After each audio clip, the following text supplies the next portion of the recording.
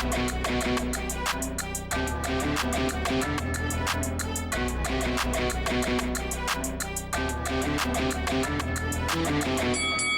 guys, welcome to Boxing Squared for boxing news and views from around the internet. Joe Joyce vs Tony Yoka, a rematch of the 2016 Olympic final. It now looks like a possibility. Frank Warren revealing to the Boxing News that he has signed Tony Yoka. So you can see here on screen, and what we'll do is we'll go through the story and then a few thoughts on a potential matchup, because I like it. With Joyce having come off a narrow loss to Derek Chisora, I should say, and Tony Yoka coming off 3 consecutive losses, he's been rebuilding himself in the UK. There is no better time to make this fight, in my opinion. Both these guys need it, and it is essentially a loser leaves town type fight. You can see the headline here: Joe Joyce against Tony Yoka in the works after Warren swoops. And Tony Yoka more recently has been fighting on Dean White cards, aka Lamar Scott, on Black Box promotion cards. Maybe he is going to feature very soon on a Queensberry card. Not officially announced as a Queensberry fighter yet, not on the Queensberry website. I mean, just recently they had announced Vladislav Serenko, put a press release out for him without a fight. Fabio Wardley too signed recently, so this must be a recent development, because nothing in their news section either. But Frank Warren does confirm it in the story to the Boxing News. But of Joe Joyce, who he has been in the Frank Warren stable for some considerable time, he says, Joe wants to fight back, so we will give him a go. I owe him that. The next fight will be a defining moment for him. The fight against Chisora was very close. The fact of the matter is that the knockdown decided it on the cards. I thought Joyce was going to win, but Chisora proved me wrong. Both of them showed tremendous grit. I feel it's something we owe Joe, and it's up to Joe to prove he's still got a future where he can challenge for a world title and try to win it. I think Frank Warren probably knows that Joyce's days of challenging for titles probably in the rear view now, but it doesn't mean he can't compete at a pretty good level in the heavyweight division, be an entertaining fight, but also get some money, because at 38 years old and not with, too many big fights under his belt compared to others who have had a longer and more lucrative career, I'm sure Joyce wants to make a bag before he's out of the sport, remembering 38 years old. So he kind of needs to make things happen now rather than later. So Warren continues, we've just signed Tony Yoka, so there's a fight there that will be made in the future. And it continues saying whether Joyce will be offered a low-key comeback fight before they attempt to make a Yoka fight. Warren says it depends who is there. We will look around, look at the opposition and try to find him a fight. I think he can win against the best name. He's not a baby and he needs to re-establish himself. Well, if they want to make something before they make a Yoka and Joyce fight, they probably need to look no further than the likes of Vladislav Serenko. I think that's a potential matchup they could make right now. It's a litmus test for Joyce. I think he wins that fight, but it would be, competitive in spots and go some rounds, and Joyce probably needs some confidence. If he is going to drop down a little bit further, maybe Solomon Dakers potentially, if the Moses Itoma fight with Dakers doesn't happen, or even David Adelaide. There's names in their stable, that they can match him with. But Joe Joyce versus Tony Yoka, and that's where we really want to discuss. These two from the 2016 Olympics, obviously they were compatriots in the amateur ranks for years, and that sort of concluded in that 2016 final in Rio. Very close fight. A lot of people felt aggrieved that Joyce didn't get the win there.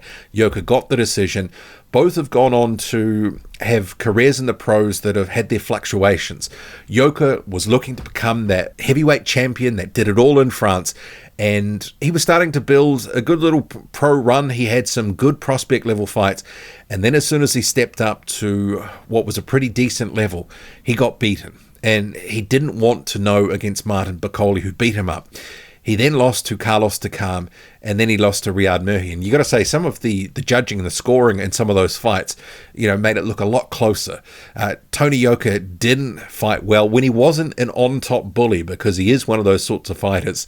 He doesn't really know how to sort of, he'll stay out of the way. He doesn't really seem to want to commit and put it on the line. There's always been that potential knock. People have said, is he hiding glass?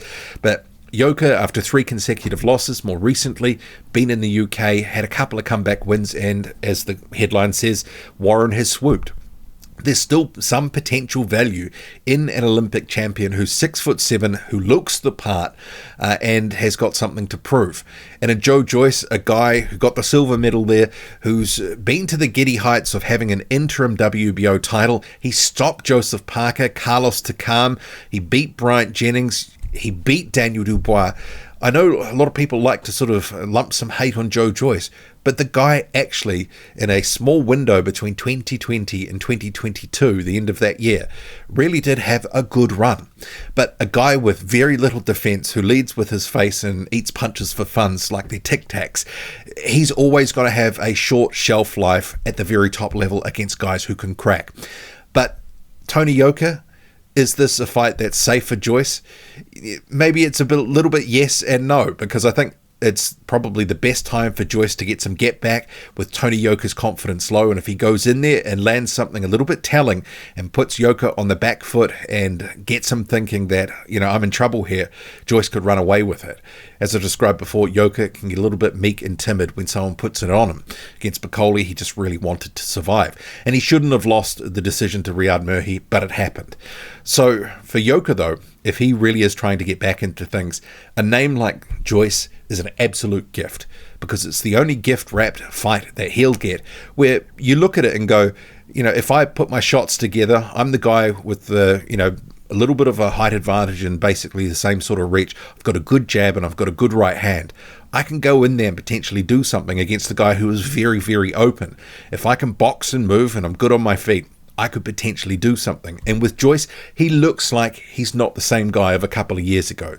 That things have been changing. He's slowing down, 38 years old, father time undefeated. I don't think he is as good as he was. I think the tail end of his prime window is essentially closed or is about to shut very firmly. So it could be the right time for a guy like Tony Yoka to springboard and rejuvenate his career. And for Joyce, if he loses this, well, as Frank Warren sort of alluded to, it's a defining fight for him, this sort of level of fight, because if you can't win that, you're really going nowhere and fast. And for Yoka, if he can't beat a Joyce who's clearly on the decline now, well, you have to say that his level will never be climbing past a certain point. As it is, I think people sort of feel that way. But it could be right time for Yoka, or for Joyce, he could go in there, blitz him, do something, and people go, okay, well, Joyce is ready for at least one other run in the heavyweight division. He may get beaten sort of when he steps up again, but we've found a level and he can basically have another run. I like the fight. And with the backstory from the amateurs from the Olympics in 2016, there is a lot to like about this fight, because it's a repeat or revenge type fight. There will be narratives built around what happened, and people will say that Joyce was robbed, and it was a close fight, though. People are always going to see things a little bit differently. That's in the past now. They can't get it back, but he could get a potential get back a little bit if he could get past Yoka. And for Yoka, these guys, they both need it. As you may, sort of think, it is a very much a loser leaves town type fight. I like it. What do you think both Yoka and Joyce should do next? Should they have a little sort of fight to build up to each other, say in mid-2025? For Joyce, maybe he needs it a little bit sooner. I think he's sort of aging like sour milk at the moment in terms of the performances. I think he is declining. I think the sooner the better for him to have these sorts of fights where his career really is hanging by a thread. Drop a comment, loud and often. Hit like, hit subscribe, follow me on Twitter. Boxing_squared. I'm out.